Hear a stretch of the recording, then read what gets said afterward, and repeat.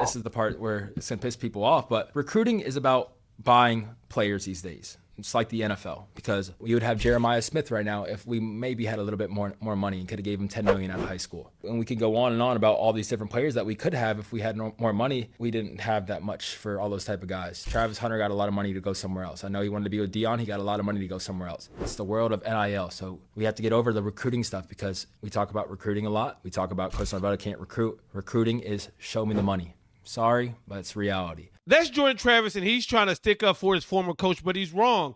The first thing I'll say is this. How much more money do the fans need to donate to Florida State so they can win ACC games? How much more money do they need to beat Virginia, to beat Pittsburgh with a freshman quarterback, to beat Duke? Hell, you barely beat California. How much more do the fans need to donate? Secondly, you brought up Jeremiah Smith. You brought up Travis Hunter. High school recruitment is just not about money.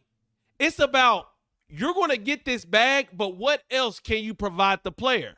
Travis Hunter said, okay, I know I'm going to get some money, but if I go with Dion, he's also going to let me play both ways, and I'm going to be coached by one of the best defensive backs to ever do it. Jeremiah Smith said, I'm going to go to Ohio State. They're going to pay me, and I'm going to go where I've seen several wide receivers, the position that I play, get drafted in the first round. Now, when players look at Mike Norvell, what the hell has he done for high school recruits? Which brings me to my third point.